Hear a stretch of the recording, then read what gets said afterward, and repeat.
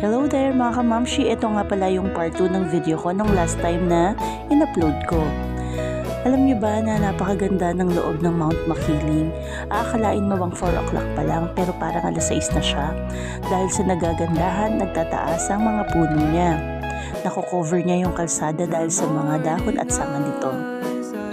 Yun nga lang, ang kalsada dito ay maraming pa-curve at mga matatarik. Mamaya makikita nyo dito yung mga matatarik na kalsada na dinadaanan namin everyday. Pero alam nyo ba, dahil nga nature lover ako, kahit everyday ako dumadaan dito, hindi ako nasasawa na tingnan paulit-ulit ang view ng Mount Makiling at ang kanyang mga puno. Dahil isa ito sa nakaka-relax para sa akin at talagang yung samyo ng hangin niya ay napakasarap sa katawan. At dito na nga magsisimula ang kalsada na dadaanan namin na maraming matatarik at mga pa-curve.